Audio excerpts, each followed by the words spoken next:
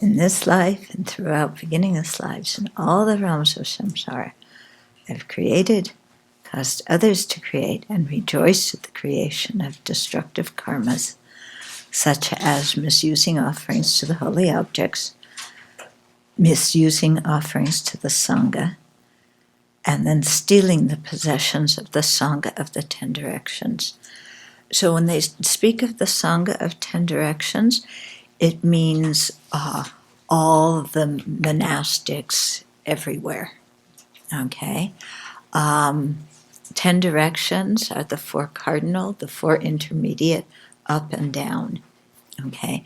And according to the Vinaya, any offerings that are received by a Sangha community in the morning should be distributed. It's regarded as directed to all the Sangha of the 10 directions, so whatever monastics are there at lunchtime should receive a portion of the offerings. Yeah, the reason lunchtime is marked as because very often the offerings are food, and after lunchtime then we're not supposed to eat until the daybreak of the next day. Okay, so when it says, does it say, misusing, stealing the possessions of the Sangha of the 10 directions?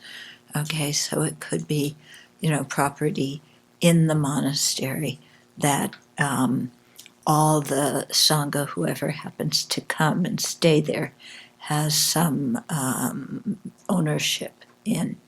And they say that taking the property of the Sangha is more difficult to purify than taking the property of the Buddha or the Dharma, because to purify it you have to go back to the Sangha community and return it and apologize. And in any particular Sangha community, there's usually a lot of, people come and people go. And so it's hard to have the exact same group of people there when you come and return it and apologize to as were there when you took it. Okay?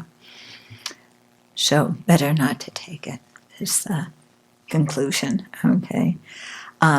So here, you can think of, sometimes when governments become quite wary of the power of the Sangha,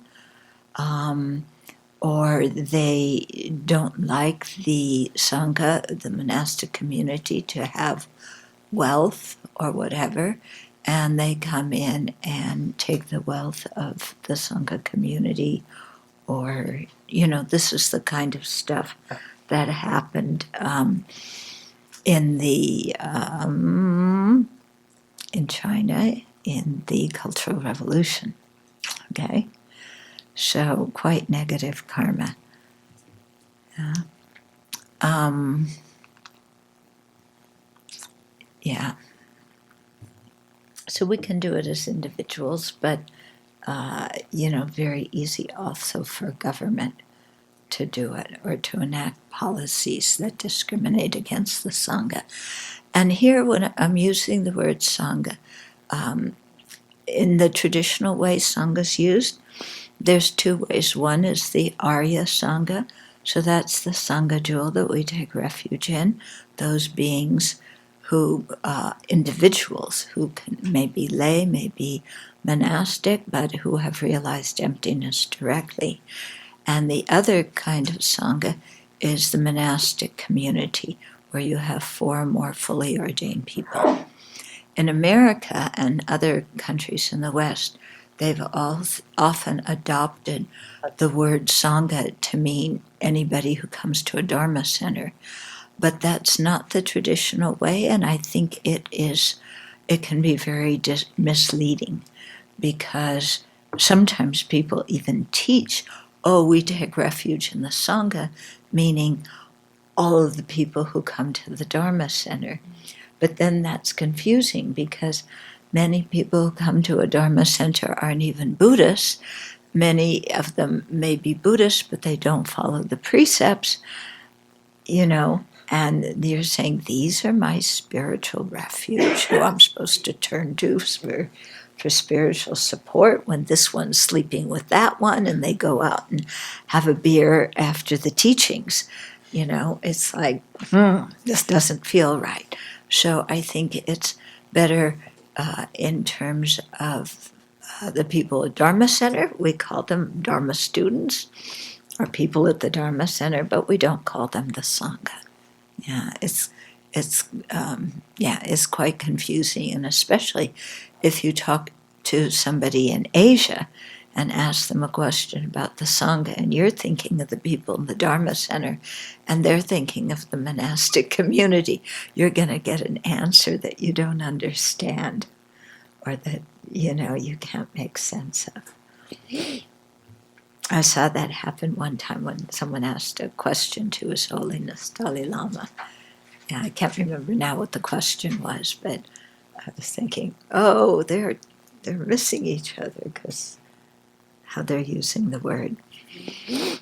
Okay, so then I've created the 5 heinous actions. So again, we may not have done this lifetime, but previous lifetimes. So these are 5 actions where, according to some schools, you can't purify them while you're alive.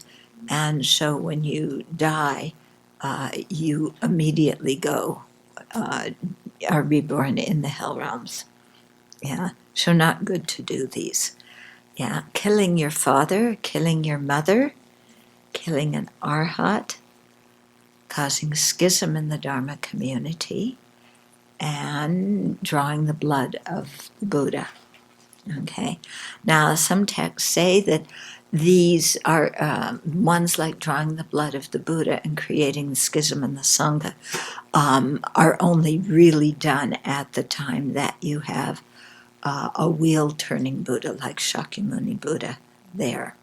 Okay, but in terms of causing schism in the Sangha, it still is a very heavy offense to do now, and it's in our monastic precepts. Yeah, so causing schism in the Sangha is when you, usually according to doctrine, but it could be according to another issue, you get at least four fully ordained people advocating one position, 4 fully ordained people advocating another, and it's so contentious that they cannot do the monastic ceremonies together. They don't want to.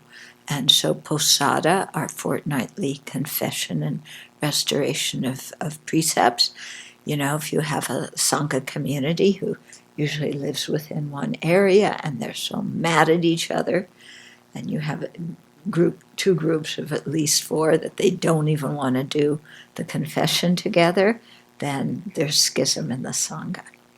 Okay, and the Buddha said, and it's at the end of our Posada ceremony, that the harmony of the Sangha is the surest cause for peace and for the existence of the Dharma.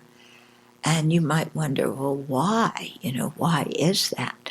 Well, if the Sangha are the ones that are charged with holding the teachings and passing them down to the next generations, if they're not in harmony, the hearing, contemplating, and meditating of the teachings is not going to happen because they're too busy quarreling. And so then passing the teachings down and educating the next generation isn't going to happen either. So it's quite serious, and that's why harmony in the Sangha community is so important. Yeah. So you really have to work hard on it. Yeah. So harmony doesn't mean that everybody agrees. Yeah. I mean, getting everybody to agree on the same thing is like, if as soon as you have 2 people, you have 4 opinions. Okay. And we can see even with ourselves as one person, we often are torn between two sides. We can't even agree with ourselves. Okay, so harmony doesn't mean that everybody says yes, but or that I should say it doesn't mean that everybody has the same opinions. It means that because our decisions have to be made on consensus basis, that if you, let's say the Sangha's making a decision, and everybody but you and maybe one other person agree with it, if you think that the decision is horrendously wrong and really bad and destructive, then you don't join the consensus. But if you just have a different idea, but you don't think that the whole thing is going to create a calamity, then we are supposed to kind of go along and create consensus. Yeah. Because we have to make a number of decisions together, and if everything depended on consensus, then you can't make any decision. But things do depend on consensus, and so we're told that it's you really have to strongly feel that the group is going in the wrong direction on an important issue, and then you don't agree and you stop the consensus so that the group has to reconsider things. But if it's not that kind of thing, then we need to give up our own stubbornness and go along with everybody else. Okay? Because at least in the general world, people can get very stubborn and adhere to their ideas very strongly. And you can see in board meetings and companies, you can look at Congress, you can look at just so many times when people get together, that if all you need is one person who holds their own idea very strongly, and it creates disharmony in the whole group, because that person's stubborn, they talk a lot, they put their idea out there, they challenge what everybody's doing, and so nothing really gets done, because the energy in the group is just, it's fractious, it's uncomfortable. Okay, so we're taught when we join the Sangha to try and be as harmonious as possible, and not be stubborn, and not cling to our views and be contentious like this. Okay, but if you really feel, like, for example, when we decide to build the Buddha Hall, everybody has to agree to do that. It's a major project, and if people are not in agreement, the process is going to be a disaster. So majority rules doesn't work for that kind of thing. Yeah. So you can imagine if somebody just is like, well, yeah, I think we should build the Buddha Hall, but I don't think it should be that big, or I think it should be bigger. And so therefore, because I don't like your schema of how you're building the Buddha Hall, and besides, I think the roof should be higher, or I think the roof should be lower, then I'm not going to go along and with the consensus to build it. So that kind of thing, no, that's not where we use our power to stop the decision of the Sangha, because it's just over our own personal opinion. I want it bigger, I want it smaller, the roof this way, the roof that way, and it's not a big deal. Yeah?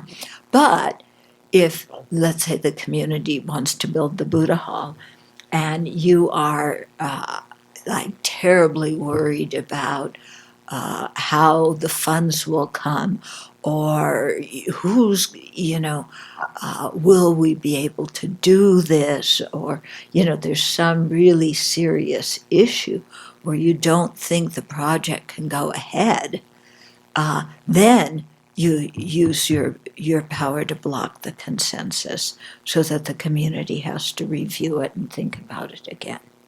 Okay, is this making sense to people? Now, the challenge is whenever we disagree with the group, we always think that our idea is of crucial importance and should stop everything. Yeah. So what the Vinaya is asking us, the Vinaya is the monastic discipline, is check up if your idea is really of crucial importance or not. Because we all know how we can get stubborn, and we don't like what people are doing. We don't think it's fair, so I'm going to... And, yeah. So we can see that with the cats, That's what they do. They hiss each other and chase each other around from time to time. And it's like, no, you can't live together in a Sangha community and behave like that. It just doesn't work. If you want to, there's the whole rest of the world where you could go out and be as stubborn and, and obnoxious as you want to. But, when you're in the Sangha community, you have to temper all of that. Okay. So, more on the 5 heinous actions. We need to be careful in this day and age, with the ones of killing our father and killing our mother, when there's the movement for assisted suicide. Yeah? And I remember talking to somebody one day whose father wanted assisted suicide. It was in Washington State, and I think it's legal here, isn't it? Yeah. And so she participated in this. The whole family was there, and they gave him the drugs and, said goodbye, and he wanted it. But when I heard her tell the story, I was going, oh my God, this is killing one's father. Okay. Now, on one hand, you can say, well, it wasn't done with anger, and he had requested it. Yeah. But on the other hand, it still is killing someone. And what's very interesting is, because each of our precepts, there was a story, an event that happened at the time of the Buddha that caused the Buddha to create a precept. And the one about killing, there was a large group of monks who were meditating on the foul nature of the body. This is one of the meditations we do to decrease attachment to the body. So they were meditating on the foul nature of the body, and a few of them developed such repulsion for the body that they wanted to be free from it. So they asked some of their monk friends to please kill them, please kill me so that I can be free of this body. And so the other monks did that. And when the Buddha heard about it, he said, you fools, what in the world are you doing? So it's an interesting story because it wasn't a murder done out of anger. It was a murder done because somebody said, please kill me. So in the story, the Buddha is pointing out, even if somebody's asking you to kill them, it's still taking their life, and don't do it. So if you take that example and then apply it to the situation of assisted suicide, you can see there's still some pretty heavy karma involved there. Okay. Now, that is different than the when somebody has an advance directive and has spelled out to the doctor what they want, and then you stay out of the situation. Yeah. So the person has written an advance directive, and maybe they say, if I'm in a coma for so long, just pull the plug. And they've written that, and it's in the doctor's file, and the doctor legally should carry that out. Then you stay out of it completely, and then there's no karma of killing. Okay, are you getting what I'm saying? Yeah. So this is something to really take care of, especially, if you're dealing with parents and they're writing their advance directives, or you're trying to get them to write their advance directives and they don't want to, and you know that if that kind of situation comes up, the doctor's going to turn to you, and you don't want to be in that position. Yeah. And so it's always good to explain to your parents, please, I don't want to be in that position. It's better if you make your decision and put it in writing. I thought I read that suicide also carries karma, bad karma. Yeah. So in the event of an advance directive where you're requesting a do not resuscitate, does that also carry? I don't think a do not resuscitate is suicide. It's not deliberately killing yourself. It's just saying, I don't want that medical treatment. Yeah, because I don't want to, I don't know how many times the resuscitation is effective, but many people die with chaos around them and people pounding on their chest. And some people say, I don't want to risk that happening. Yeah, so I don't consider that suicide at all.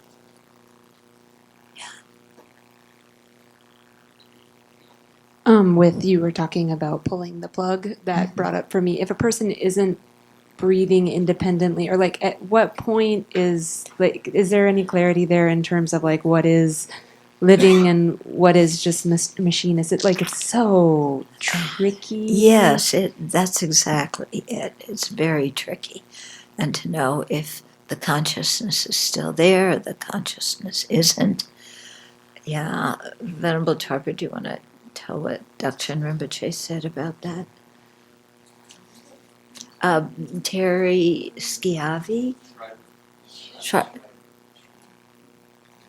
Yeah. And I think in Florida, who was, I don't know.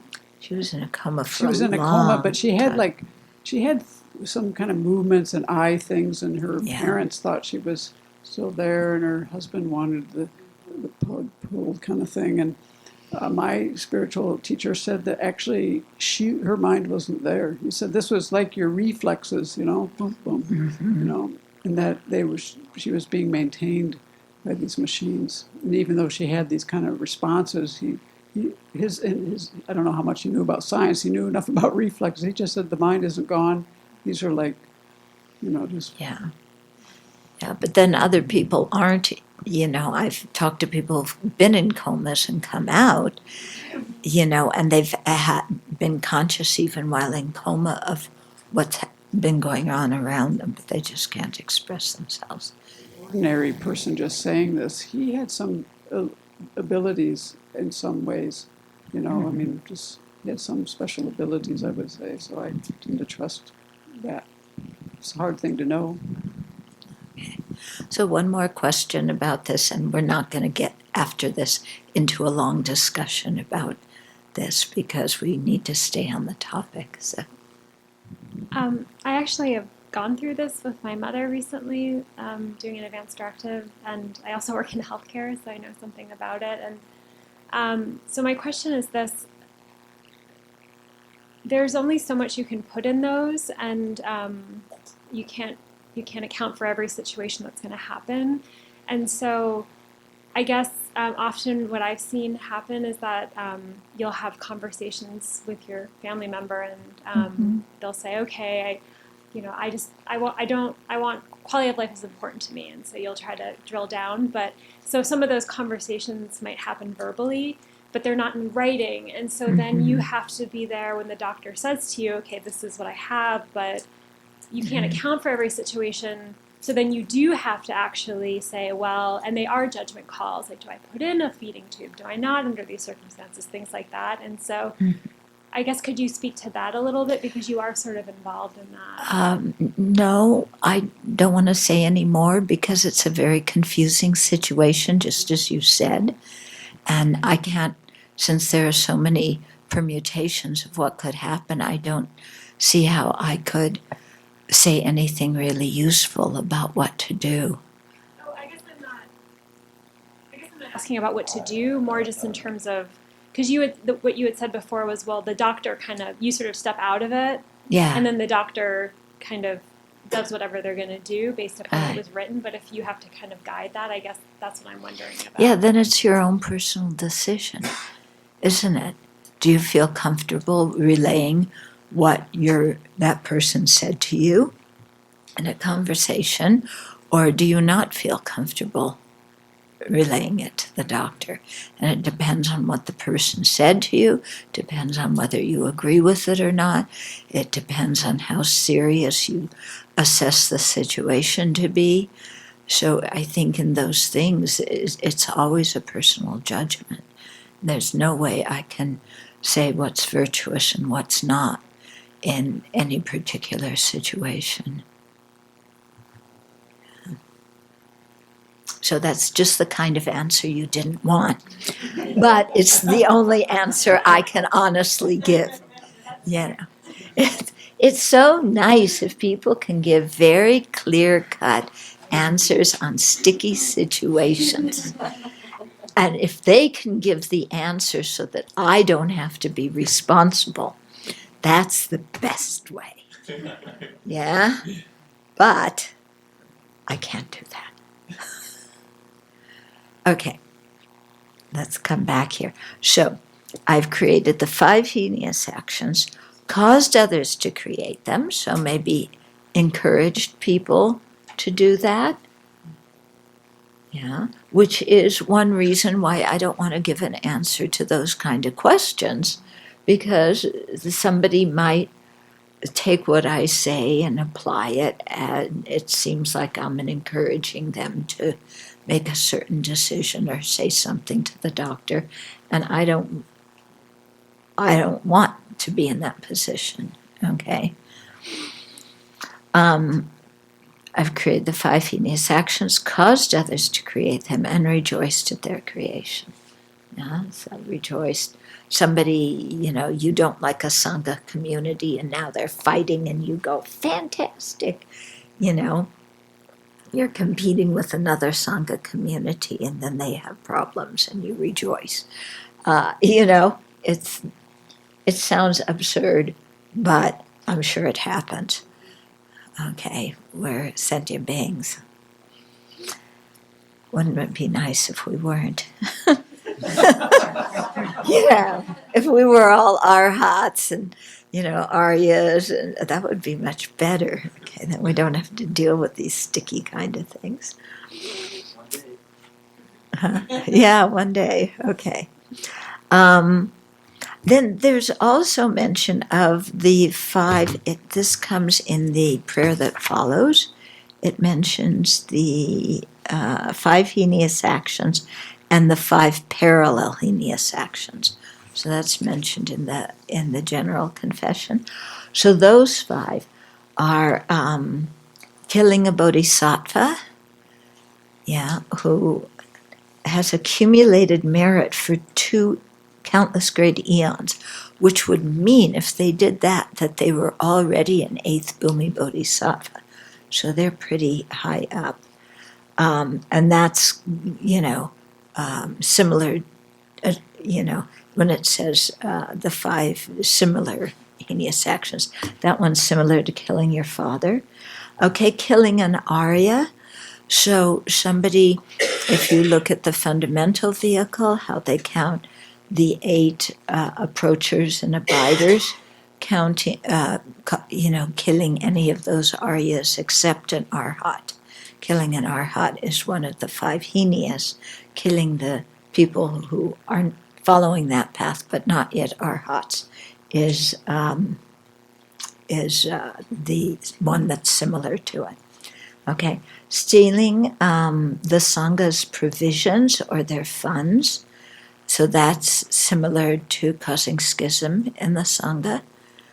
Yeah. So also this thing about, the Sangha's funds and provisions. If you're doing work for the Sangha, as you're a monastic or you're a lay person, and you're using Sangha money, it's very, very important to keep exact track of how much you're spending and whose money it is and things like that. Okay. Destroying a monastery or a stupa with anger is similar to drawing blood from a Buddha, injuring a Buddha. And having intercourse with a bhikshuni such that she loses her ordination. Or another alternative, this one is interesting, having incest with your mother who is an arhat. So I think it's intercourse with a bhikshuni causing her to lose her precepts is more kind of probable. Yeah. I mean, what do? You check with your mom. Mom, are you an arhat? If you are, I'm not going to have sex with you. What? Okay. Okay. So those are the ones that are similar to the 5 heinous actions. Going back to page 62, I've committed the 10 non-virtuous actions. So let's hear you say them together in order. Yeah, the loud and clear, not like this. Stealing, sexual misconduct, lying,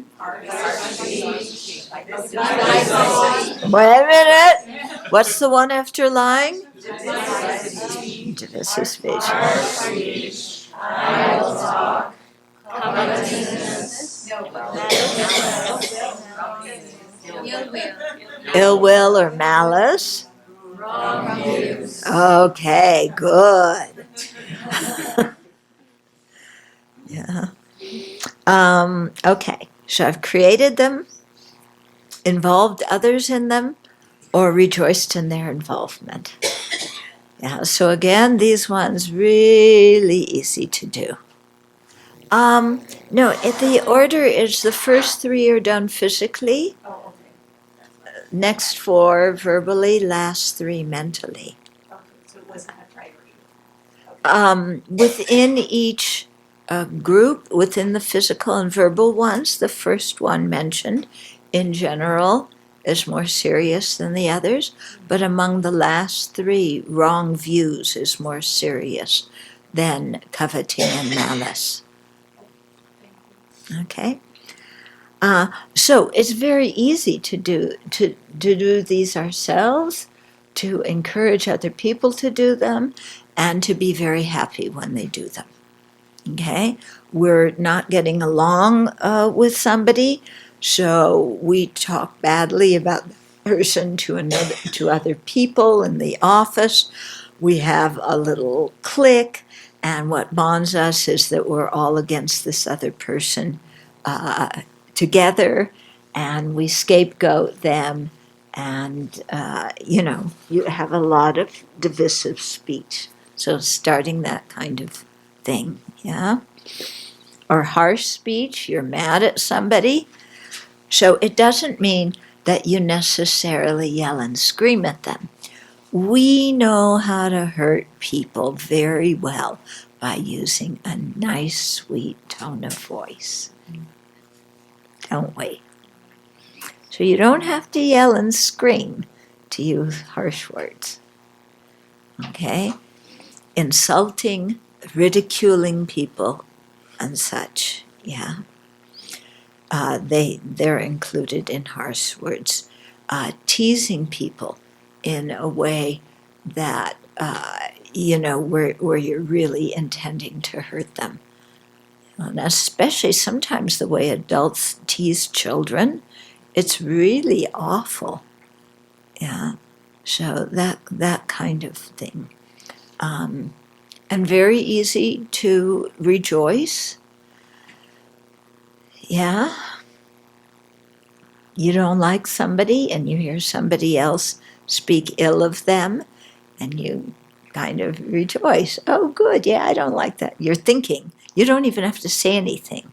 This one's mental, because you're rejoicing. Oh, good. I don't like that guy either. Here's somebody else who agrees with me.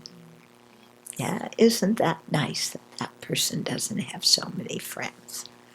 Because I don't like them. Yeah, or I'm jealous of them. Yeah, somebody you're jealous of and you hear somebody else, criticize that person, and it's like, how nice. I rejoice that they criticize so-and-so. Okay, so very easy to do this kind of thing. And so something to really pay attention to and guard our mind against. Because we so often just think the negativity is our doing it, but the negativity is also encouraging others and also rejoicing. On the flip side, in terms of creating virtue, it's also our doing the action, our encouraging somebody else to create virtue, and our rejoicing. And so all of those three things create merit. So whenever you see somebody doing something meritorious, it's very good in our own mind to rejoice rather than pick faults or be jealous of them, but just to rejoice, because then you create a lot of merit. And also to encourage people to do virtue. And sometimes you have to be very creative in how you encourage somebody, because they're very obstinate. Yeah, I mean, one situation that comes to mind for me was when I lived in Singapore. I was working with one young man. He was only like in his mid-20s, and he had a brain tumor, and it was quite serious. He wound up dying from it. But when I had contacted my teacher for advice on, what practices for him to do and so on, and my teacher gave a practice, and he also suggested liberating animals, because this is a Buddhist practice, that prevents other beings from being killed, and so you create the virtue of saving lives. So I went to this young man and I said, okay, I can teach you this practice. He wasn't interested. He didn't want to learn. And he didn't want to go do animal liberation. So I said, I want to do animal liberation. Will you take me to do it? Okay. And so a few times we did animal liberation. But that's what I had to do to get him to create some virtue. Yeah. So sometimes, some people it's very easy, it's like, I'll teach you how to set up the altar, or, here's a charity, just offer even a small donation, something like that. But then other times you need to work hard. Yeah. Okay. Then, and let me take this question before it gets too late. So somebody's saying, in the Red Prayer Book, on page 81, number 25, so this is the Bodhisattva precepts. So this person is saying, how does the regret spoken of here relate to the regret we are to feel during the purification practices? Okay, so it's a very good question. Yeah. So, because in the purification practice, regret is seen as something good, and it has to be sincere regret. And here, when they talk about regret, it's a hindrance to meditative stability, and it's something to abandon. Yeah. So it seems like we're getting two different takes on what regret is and how does that fit together. Okay, so the regret in the four opponent powers is sincere regret that we made a mistake. Okay, and we want to repair it. The regret here is remorse, might be a different word. It's the feeling that you should have done something you didn't do, or you shouldn't have done something you did do. So it's a kind of worrying, remorse, ruminating confusion that becomes a hindrance to meditative stability because your mind can't figure out what to do. Okay? So maybe you did something virtuous, but then afterwards you're going, oh, maybe I shouldn't have done that. Yeah, so-and-so need help, and I offered help, but maybe I shouldn't have done that because it would have been better for that person if they had to deal with the situation themselves and be responsible, and I stepped in to help, but maybe I shouldn't have. You know that kind of situation. I mean, how are you going to develop concentration if that's going on in your mind? Okay? Or even you have regret for some negativity you did, you're ruminating about that. Oh, I said this very horrible, critical thing to somebody, and other people heard me, and now they're not going to think very well of me. And I'm sorry that I did that. I was critical of that person because now I'm going to lose my reputation. But that isn't a really good reason to regret the action, because I'm kind of glad I did say that, but maybe I shouldn't have. Yeah, you know what I mean? Okay, so that kind of regret. I'm sure we've all had it before, haven't we? I noticed one of the Bodhisattva precepts is not alleviating the suffering of others. So I had a question, not about assisted suicide, but what's the Buddhist view about alleviating suffering of animals that are hurt or dying versus killing? Like, where does it? Versus euthanizing them. We asked one of my teachers this, and he said, if you have the power to see where that animal is going to be reborn in their next life, and you know they're going to have less suffering in the next life, then it's okay to euthanize them. But if you don't know, better not. To not put down the animals. Okay. Because usually we put down the animals because we can't bear to see their suffering. Yeah, we suffer by looking at their suffering. So it's a way of alleviating our suffering by saying we're alleviating their suffering. I mean, because you wouldn't euthanize your mom or dad, would you?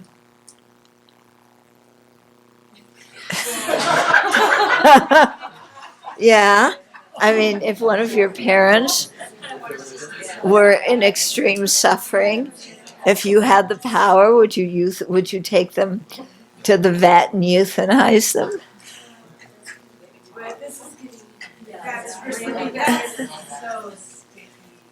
Yeah, it's very sticky, so better not.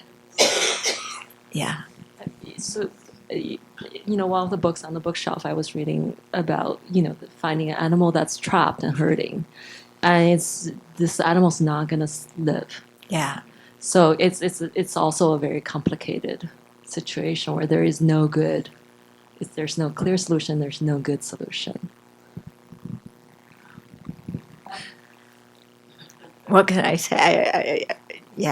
I just repeat myself. I have a question about the 10 non-virtues or the non-virtuous actions. So something I work on a lot is my critical and judgmental mind. Mm-hmm. And I realize, like, I don't actually know. I've always thought of it as like one of the mental non-virtues, but I don't know exactly where does that sit in things. Okay. I would say it probably falls under, it's close to malice. Okay. But with malice and coveting, it's not just a random thought or, an affliction arising in the mind.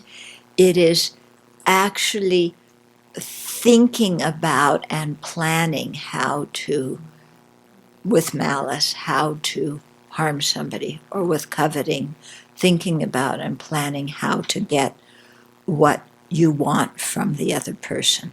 So certainly a critical, judgmental mind, if well developed, could become malice. So we don't want to, nourish that mind in any way. Yeah. But it's not a complete action of malice, just having that thought come through. Okay. But it's a state of mind that we need to do something about, because it's difficult to control, and if we don't do something about it, it's eventually going to come out physically and verbally. Yeah. And all of us have it, right? You have a critical, judgmental mind.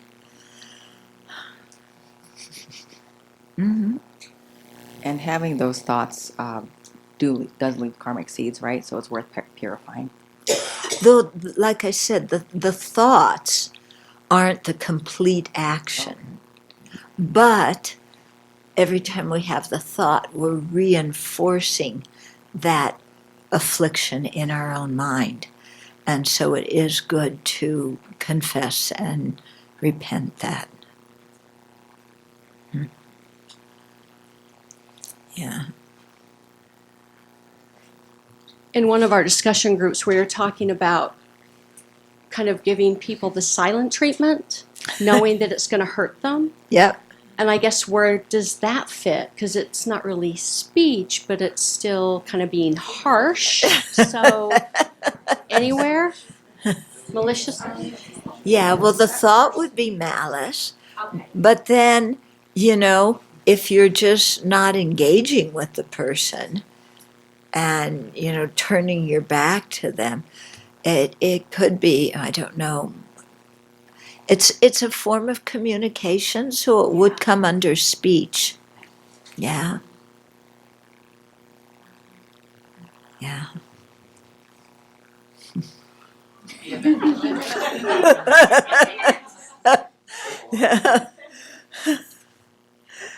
Okay. Okay, so then it goes, continues here, being obscured by all this karma, I've created the cause for myself and other sentient beings. So that's really emphasizing, that when we do a negativity, we're harming ourselves and we're harming somebody else. Okay. To be born in the hells as animals, as hungry ghosts, in irreligious places, amongst barbarians, like in America. Really? And a barbarian land is, now there's Buddhists in America, but when I started out, there were, the ethnic Buddhists, thank goodness, but, no place to really learn Buddhism in English. Okay, so that become, we think we're an advanced civilization. Check again. So that paragraph is then going into what the results of our actions are on ourselves or on other people. Okay, then, so since I'm going more into the things here to be aware of, not explaining the whole thing, if we look at the general confession on the next page 64. So again, in the second paragraph, I who am named, so you have to say your name.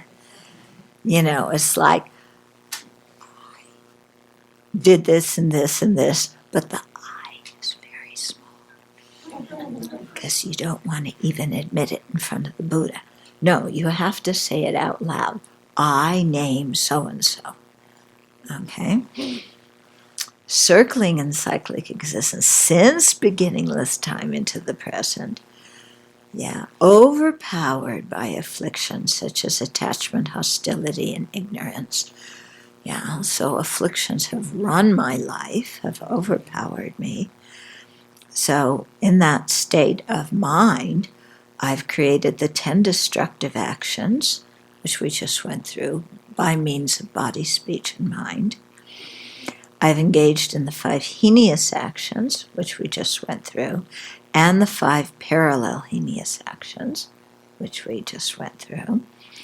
I have transgressed the precepts of individual liberation. Okay, so individual liberation, this is one way to translate the term pratimoksha.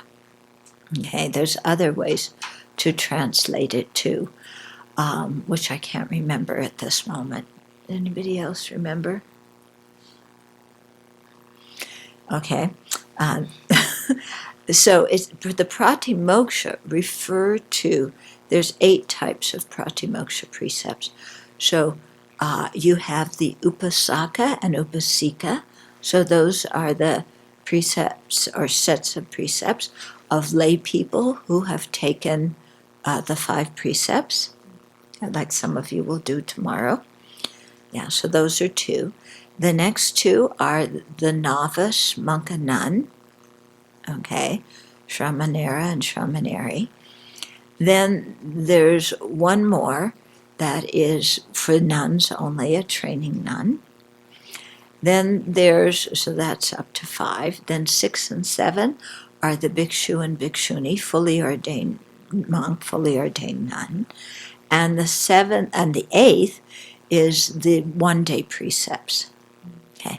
Now, the 8 Mahayana precepts are not one of those pratimoksha, because the pratimoksha precepts are done with the motivation, at least, of aspiring for liberation, whereas the 8 Mahayana precepts must be done with a motivation of bodhicitta. So even though the precepts are very similar, because of the difference in motivation, the 8 Mahayana precepts are not that 8th type of pratimoksha precept. Okay, so if you have a choice of which to take, being a Mahayana practitioner, better to take the Mahayana precepts and generate bodhicitta. Okay, so I've transgressed the precepts of individual liberation. So whatever level of precepts we have, then we've transgressed them. So that's why on new and full moon days, we do a confession repentance ceremony to own our errors and to renew our precepts and renew our determination to keep our precepts well. Okay, I've contradicted the trainings of a bodhisattva, so that means that the bodhisattva precepts that were in the red book, that we just looked at, number 25 of those, that we've transgressed the bodhisattva, one of the bodhisattva precepts. And so the bodhisattva precepts, you have to study them, learn the different ways of transgressing them, know what constitutes a full transgression, what is a a partial transgression, and so forth. So it's like learning about the pratimoksha precepts. You have to learn all the details about that. And we've broken our tantric commitments. Yeah, so for action tantra, which is the practice like of 1,000-armed Chenrezi or Green Tara, Manjushri Medicine Buddha, there's certain precepts for that, and for highest class tantra, then there's the tantric commitments and precepts for that. Okay, so that's a lot of stuff, and yeah, but we've broken these things, and so we have to own it. I have been disrespectful to my kind parents, spiritual mentors, spiritual friends, and those following pure paths. Okay, so I've been disrespectful to my kind parents. Yeah. Yeah, I see a lot of nodding heads. Okay. So we may not have always thought of our parents as kind, but they are human beings and they did the best they could given their situation. Yeah, and so in that respect, they are kind. And the bottom line is they gave us this body and enabled us to have a precious human life. That's the bottom line, And then also, they made arrangements for us to be cared for if they couldn't care for us. They made sure we got an education, so on and so forth. And so we've been disrespectful. How have you been disrespectful? This is lying to them? Okay. Who did that as a teenager? Even now, maybe? Yeah. Okay, how else are we disrespectful? Knowing much more than them. Yeah. Yeah. Which we definitely do. Yes, we definitely know more than our parents. They're really kind of dumb. How else? Harsh words. Harsh speech. Divisive. What? Divisive. Divisive speech. Talking bad about them behind their back. Okay, complaining about them to their face. Stealing.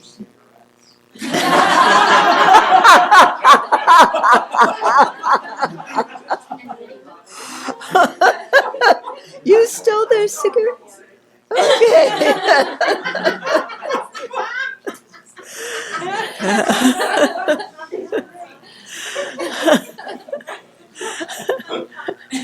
Well, it's been interesting to know you as a teenager.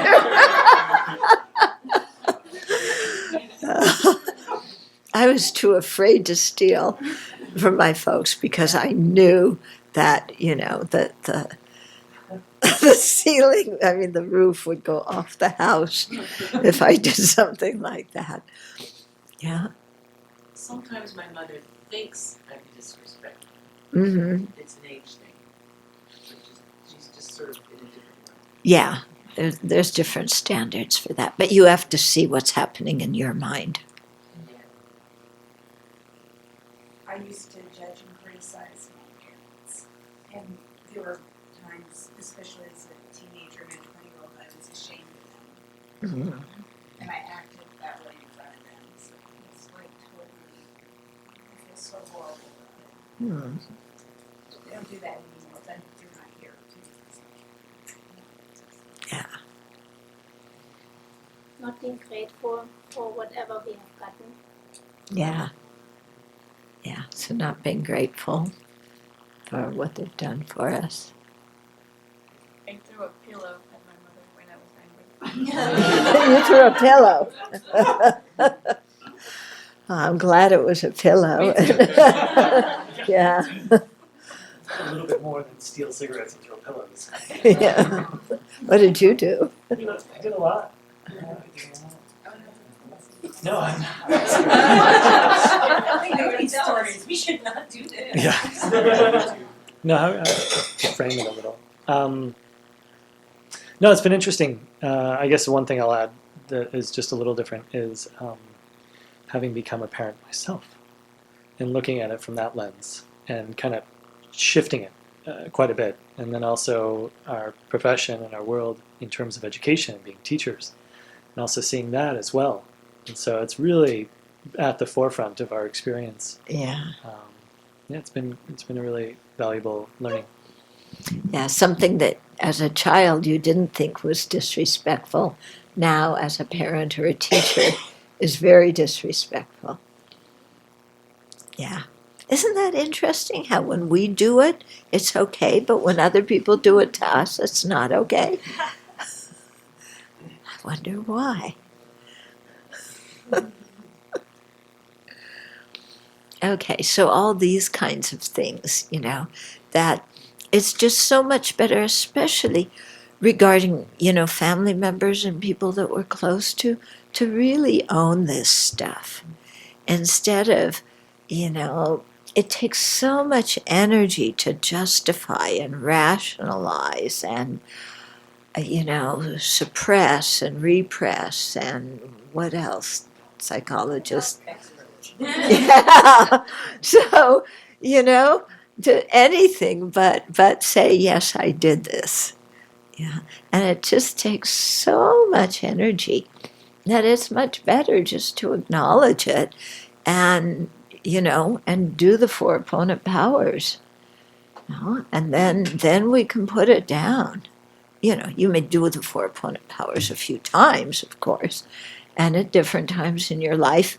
Again, it may come up and you may feel the regret very strongly, but, it's just the process of admitting it and owning it and regretting it. You can feel how psychologically it's so much healthier than trying to do a dance around it that shows that I'm right and the other person's wrong. And so what I did is okay, but what they did to me was wrong. So what I did to them was okay because they started it. Yeah. Yeah. So, we do that a lot, don't we? Well, they started it. So that means that I can do whatever I want to them. I mean, this is exactly what we did with our siblings, isn't it? Yeah. Yeah. Yeah, that's exactly it.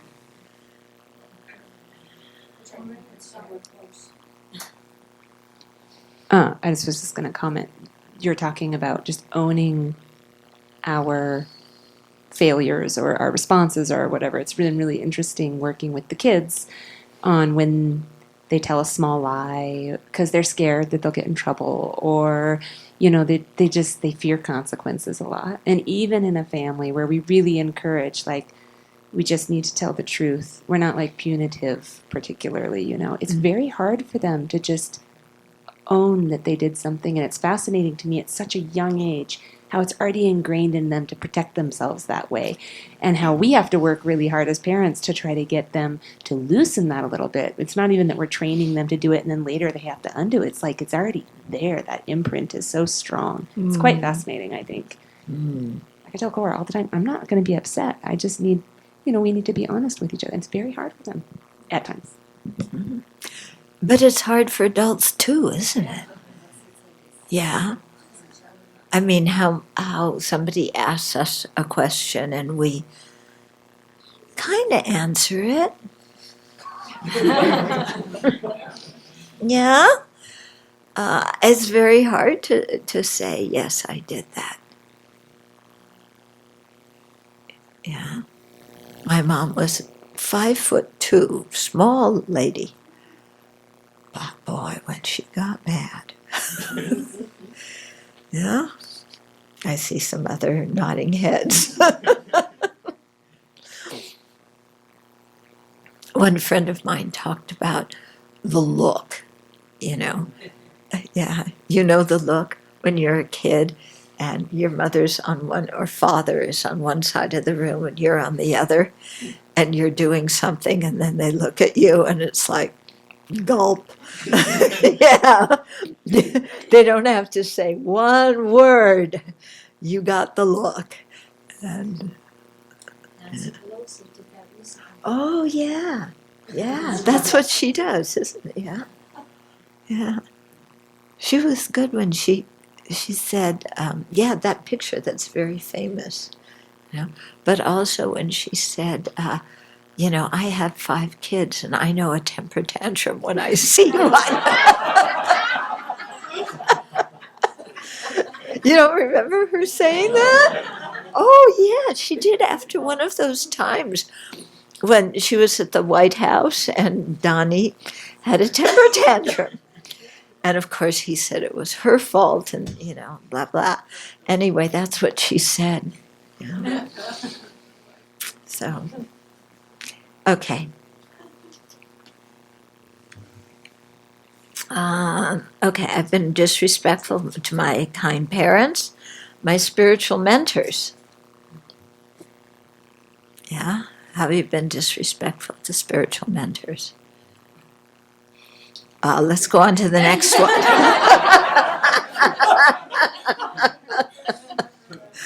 Yeah, especially you requested teaching and then you don't show up. Believe me, that happens. Not liking what they're saying, so finding things to criticize about them. Yeah. Ask for advice and then say no. Mm-hmm. How about lying to them? Well, it's not really lying. It's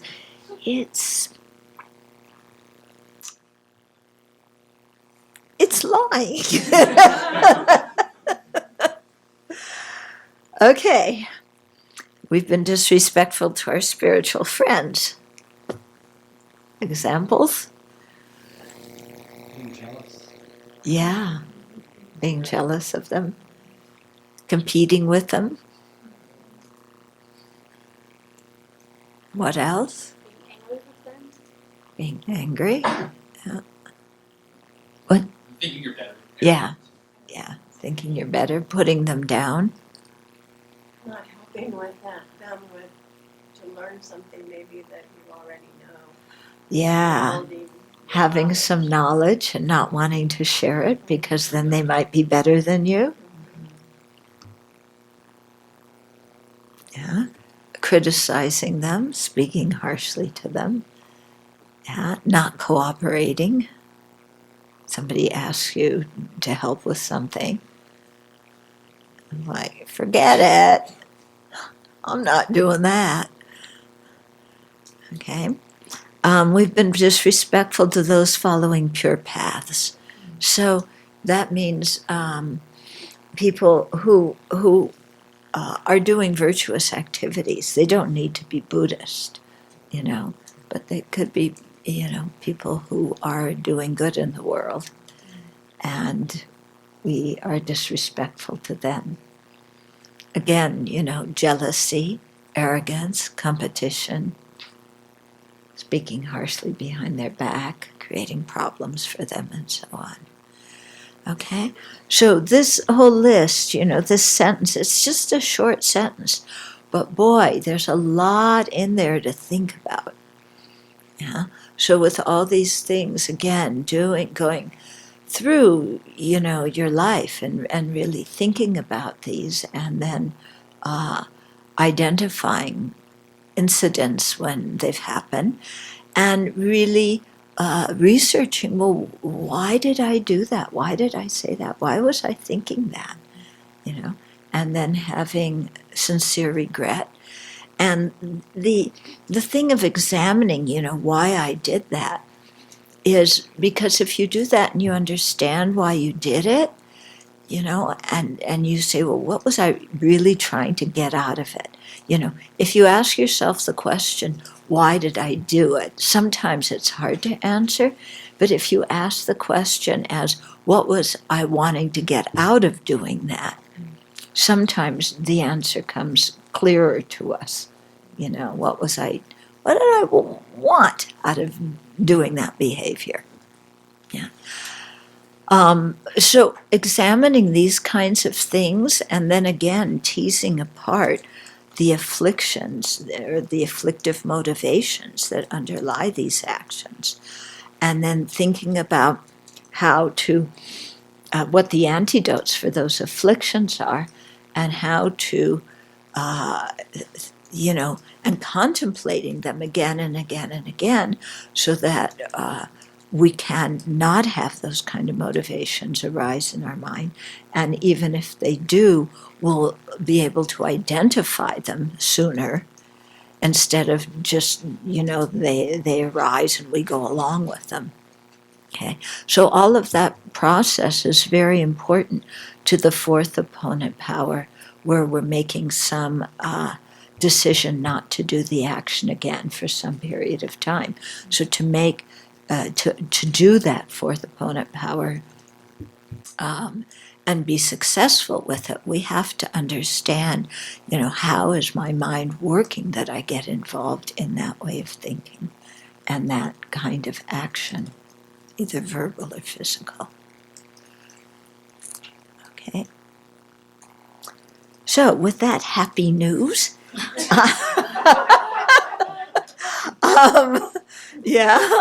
on New Year's Eve. So hopefully there will be a strong motivation when it comes to doing purification this evening, and then starting afresh tomorrow morning. Oh, she's asking where the general confession comes from. As I remember the story, it's Ashvaghosha, and he was a non-Buddhist, and then I can't remember the story exactly, but he was debating with one of the famous Buddhist sages, and he lost the debate. There's a whole story. He was invoking, do you remember the story? Yeah, do you want to tell it? Yeah. Well, I don't remember all the details, because they were making different things appear to scare away the opponents. So if you remember that. What you said, and then when he lost, and then he lost us, and he realized that he was not correct, and that, Yeah. and then he realized how much wrong he had done, and then there was this deep regret came with this. He wasn't in a library, and Yeah. he came to understand the Buddha Dharma more, and then who was me? Yeah. Yeah. He was in the library. I don't know how he got there, but yeah. Huh? Remember, they were like changing shapes and became a house or whatever. Yeah. There was a lot of magical stuff going on, and anyway, so he started. What? Wasn't it in Aryadeva, the yogic deeds of Bodhisattvas, when we were studying the life story of Aryadeva, then he gets into this big debate with the non-Buddhist. Okay, go look it up, and then we'll tell the story as it is. Yeah, tomorrow with all the details. Look it up, because I remember hearing different versions of the story too. But anyway, when he was in the library and then he saw how wrong he was, he went, "Ooh-la," and that's it. When you say the prayer in Tibetan, and instead of "woe is me," you go "ooh-la," and then you say all the rest of it, just completely like with from your heart, because it's like, oh my God, what did I do? Yeah, ooh-la, yeah, and then you spill it all out, and that's what the prayer is doing, isn't it? It's everything you can possibly think of that you've done. Even, synthesized in a few words here and there, but if you unpack it, there's a lot to think about. Yeah. So it's really like everything. Okay.